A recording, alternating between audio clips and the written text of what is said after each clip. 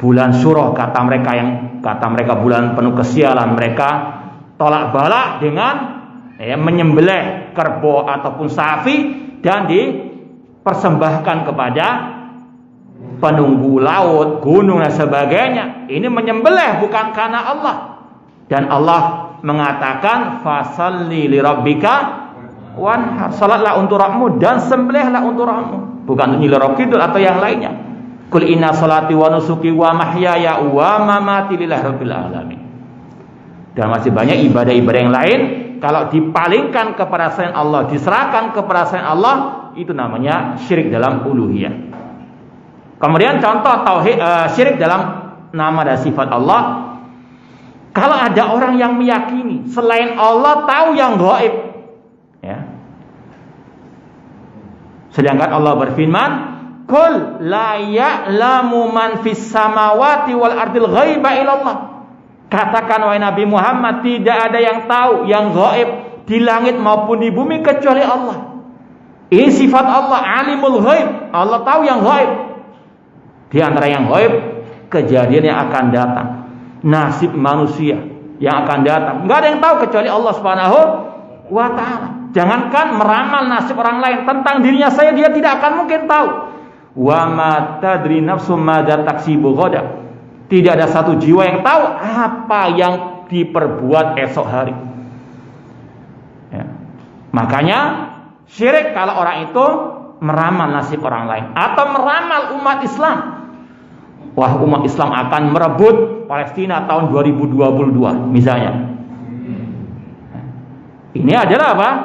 Ramalan mengaku tahu yang gaib, syirik kepada Allah Subhanahu wa taala. Dari mana dia tahu? Ya. Umur umat Islam 1500 tahun. Dari mana? Dapat wangsit dari mana? Pangsit atau wangsit? Tidak ada yang tahu yang gaib kecuali Allah Subhanahu wa taala. Kita tahu yang gaib kalau ada wahyu dari Allah Subhanahu wa taala.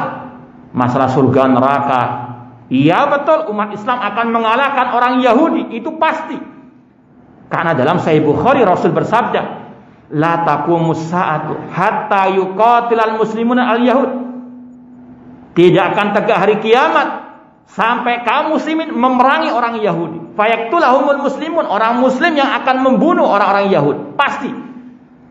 Tapi kapannya? Wallahu a'lam. Jangan meramal. Justru ini yang akan memperparah keadaan kaum muslimin. Karena yang bisa mengalahkan orang Yahudi, kata Rasul, orang-orang yang bertauhid. Dalam melanjutkan hadis tadi, fayahtabi al-yahudi min walil hajar wasyajar. Orang Yahudi akan bersembunyi di balik bebatuan dan pepohonan. Fayakulul hajar wasyajar. Pepohonan bebatuan akan berkata, ya Muslim, ya Abdullah. Dan pohon bebatuan akan berkata, wahai Muslim. Siapa Muslim di sini? Yaitu al-mustaslim lillahi bitauhid, yang mentauhidkan Allah, yang tidak berbuat syirik kepada Allah. Ini yang akan mengalahkan orang al-Yahud. Ya Abdullah, wahai Abdullah, yang menyembah Allah. Ini yang akan apa? Mengalahkan orang Yahudi. Seperti dalam janji Allah tadi, yang bisa atau sebab meraih kemenangan umat at-tauhid, meninggalkan syirik. Tapi kapannya? Rasul nggak menjelaskan. Jangan meramal-ramal. Ya, naudzubillahi min dzalik. Itu namanya apa? Menghalangi umat meraih kemenangan. Syirik penghalang umat meraih kemenangannya, kejayaannya. Dan masih banyak lagi contoh-contoh syirik dalam asma wa sifat. Kemudian kalau tadi keutamaan kedudukan tauhid, maka lawannya bahaya syirik. Apa saja bahaya syirik? Yang pertama, ini kita ringkas saja karena waktunya sudah sempit. Yang pertama, syirik menghalangi orang masuk surga. Penghalang orang masuk surga, syirik kepada Allah. Seperti yang kita sampaikan tadi dalilnya, innahu man yusyrik billah faqad haramallahu alaihi jannah. Barang siapa berbuat syirik, Allah haramkan baginya surga. Demikian pula yang kedua, syirik menghalangi orang meraih syafaat Nabi Muhammad sallallahu alaihi wasallam. Dalilnya tadi sabda Rasul, as'adun nasi bi syafaat yaumil qiyamah man qala lillahi khalisan min qibali nafsihi. Yang ketiga, syirik tidak akan Allah ampuni kalau orang itu tidak bertobat sebelum mati. Innahu man yusyrik billah faqad harramallahu 'alal jannata fa innallaha la yaghfiru an yushraka bihi wa yaghfiru ma duna dzalika liman yasha. Allah tidak akan mengampuni dosa syirik, namun Allah masih mengampuni dosa selain syirik bagi yang Dia kehendaki. Orang itu misalnya korupsi, itu dosa dan maksiat. Tapi kalau orang itu mati dalam keadaan masih punya tauhid, ada harapan diampuni. Ini janji Allah. Bukan kita meremehkan masalah korupsi, masalah dosa-dosa, minum khamar, mencuri, merampok, membunuh, tapi itu masih di bawah dosa syirik. Itu yang Allah katakan tadi. Tapi kalau orang itu mati membawa dosa syirik, belum bertobat, tidak ada ampun. Innallaha la yaghfiru an yushraka bihi. Kemudian bahaya syirik yang berikutnya, batal semua amal ibadahnya. Gugur semua amal ibadahnya, nggak ada nilainya sama sekali. Allah mengatakan, walau asyraku la habita anhum ma kanu ya'mal. Seandainya mereka berbuat syirik, gugur semua amal ibadah mereka. Salatnya, puasanya, zakatnya, hajinya, umrohnya setiap bulan misalnya, atau bahkan setiap hari misalnya, nggak ada nilainya. Allah yang mengancam demikian. Bahkan Rasul diancam oleh Allah Ta'ala, la in asyrakta la yahbatanna amaluka. Jika engkau Nabi Muhammad berbuat syirik, akan gugur semua amal ibadahmu. Seperti yang kita katakan tadi, ibadah tanpa tauhid seperti salat tanpa wudu, tidak sah, batal semuanya. Bahaya syirik berikutnya, akan mendapatkan laknat dari Allah Subhanahu wa taala. Sebagaimana dalam hadis dalam Sahih Muslim, Rasul mengatakan, la'anallah man dzabaha li ghairillah. Allah melaknat orang yang menyembelih bukan karena Allah. Yang berbuat syirik akan mendapatkan laknat dari Allah Subhanahu wa taala. Naudzubillahi min dzalik. Kemudian syirik atau orang musyrik, kata Allah, sejelek-jelek makhluk di atas muka bumi ini. Innal ladzina kafaru min ahlil kitabi wal musyrikina fi nari jahannama khalidina fiha ulaika hum syarrul bariyah.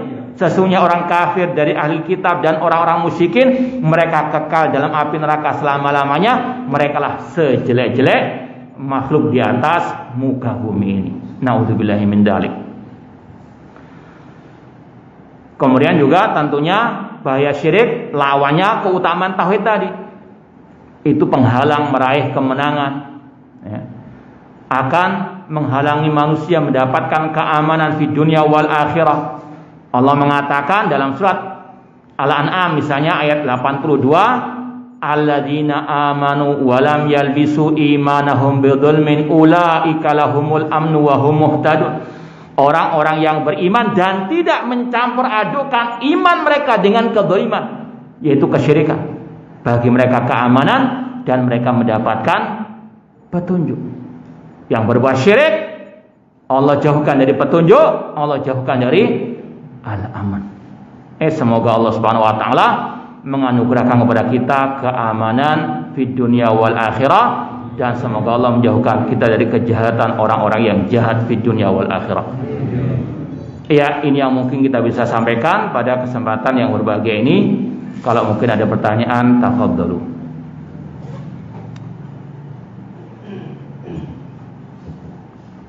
Tidak ada. Ya, silakan, Pak. Terima kasih, Ustaz.